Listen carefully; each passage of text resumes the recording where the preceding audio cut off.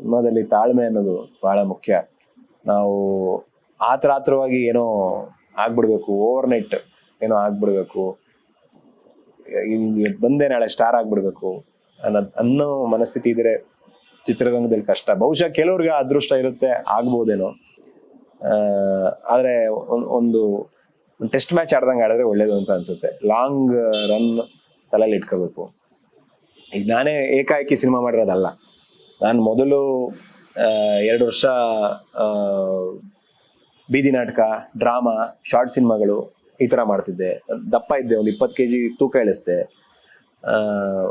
Dance, gymnastics, marshal arts ಇದು ನಡೀತಾ ಇತ್ತು. ಅಭಿನಯ ಶಾಲೆಗಳು, 3-4 ಅಭಿನಯ ಶಾಲೆಗಳಲ್ಲಿ ತರಬೇತಿಗಳು ತೊಗೊಳೋದಾಗಿರ್ಬೋದು, ವರ್ಕ್ಶಾಪ್ಸ್ಗಳು, ಆ್ಯಕ್ಟಿಂಗ್ ವರ್ಕ್ಶಾಪ್ಸ್ಗಳು ಮಾಡುವಂಥದ್ದು, ಇದೆಲ್ಲ ನಡೀತಾ ಇತ್ತು.